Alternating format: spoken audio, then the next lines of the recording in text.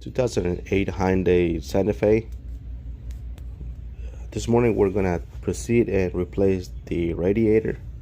I'm gonna remove this plastic shield over here, protector, 10 millimeters bolt, and some clips. I'm gonna remove all the clips. This ones right here, they look like a Phillips screw, but actually it's just a plastic, and you're just gonna try to remove it the same way as you will remove one made out of metal. Once we remove this, there are gonna be some clips also here on the bottom, so that way we can get better access. We're gonna remove this over here too, 10 millimeters, and we're gonna also remove the cooling fans. This vehicle has two cooling fans. We're gonna go ahead and remove it from this side. Also, we're gonna need to remove the skid plate on the bottom of the engine.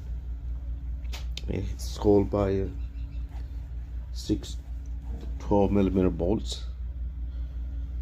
So we're gonna go ahead and remove that so we can get better access to the bottom of the radiator and also drain the coolant at the same time. Right, I forgot to mention why we're changing this radiator. We found a lot of residue from oil residue inside the coolant system, which is the radiator. And I forgot to film, but this new hose right here was it blew that hose. It broke apart. It was very soft and it had a lot of oil residue inside. So we checked the oil from the transmission dipstick, and it seems to have a little bit of milky looking, like wavy looking milky color. So we're guessing that the problem, it's the radiator on the bottom, which has the coolant hoses that go connected on the bottom of the radiator from the transmission. And it could be that this is there's a leak in between the gaskets, the seals. So we're gonna go ahead and change the radiator for that reason.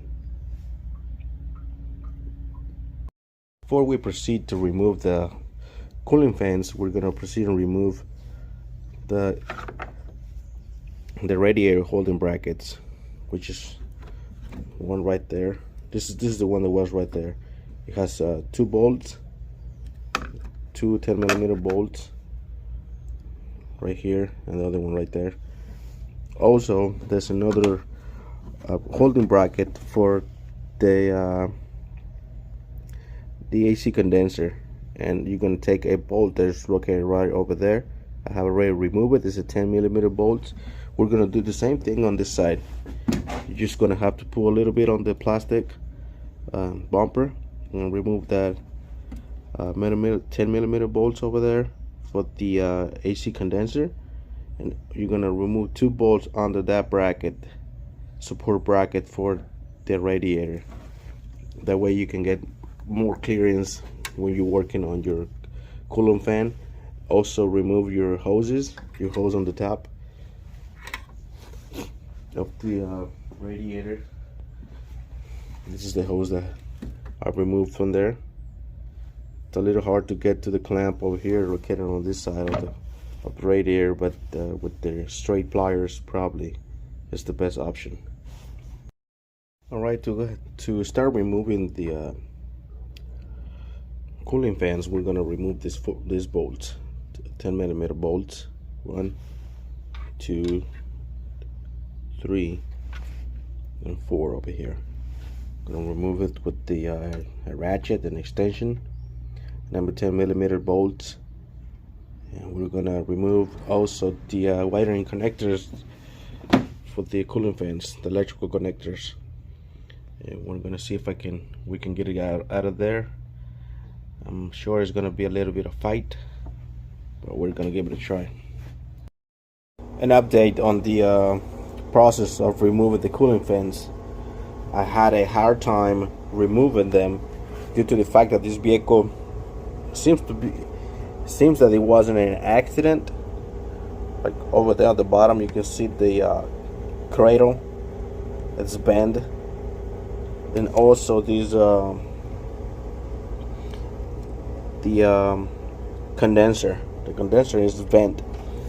You can see here, right here is a big bump over here. So it wasn't allowing the radiator to come up this way. What I did is I removed the hose on the bottom hose, and I removed the lines, the two lines that go into the radiator from the transmission. I was only able to remove one fan, which the one over here on this side. I removed the dipstick. It's just one bolt over here. The engine oil dipstick.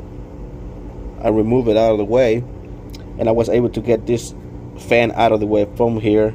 I removed a little bracket that was attached over here, connectors, so I won't damage them. But the second one here, I wasn't able to remove it. So, because like it's a little bit more bulky, a little bit bigger. So what I ended up doing is removing the attachments on the bottom of the radiator, so I can get them out, leaving the fan, the dry fan in there. What I have to do is tilt the fan in order to clear these passages right here. I move the fan this way to clear the passages, and once I got it in an angle where I can be under with the fan throughout, then I was able to pull this radiator out. It is a fight, believe me. If you're not mechanically inclined, or you don't have the patience to do something like that, I would suggest you to take it to someone who's going to do the job for you, because it is a time consuming, and it is patience. You need patience for this job, and ideas on how removing things, or if this doesn't work, I'm going to do this other side. So what I did as well, I cleared a little bit over here with the little kind of small radiator. That's for the power steering fluid cooler. It's a cooler for the power steering, and you can see this is, I don't know if you can see it on the camera, but it is really bent, damaged. That's why I was having a hard time taking it out. So hopefully you get the idea of how to do it, and hopefully it's a lot easier for you if it's not damaged the cradle, and you don't have a damage or bend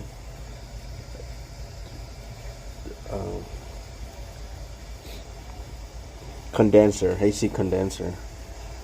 So I'm gonna fight it back. I'm gonna try to put everything back at this time. So be patient when you go with putting everything back. Hope this helps someone out there that is trying to do it themselves. Like I said, if it is the time consuming, it's hard. This process is hard. If you are up to it, make sure you got patience for it.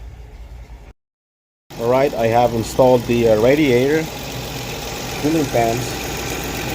Let me tell you, like I said before, it is not easy at all for the fans.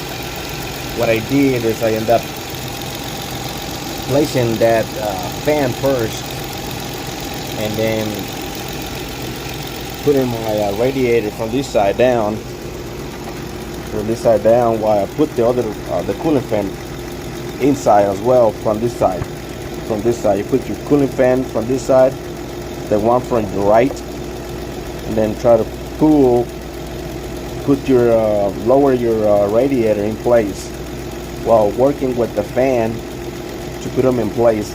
Then your second fan, then the one on the left, if you're standing in front of the vehicle, then you can push it from this side. You're gonna have to remove your dipstick and this little bracket right there for the wiring. It's not easy, but it can be done, but it's hard.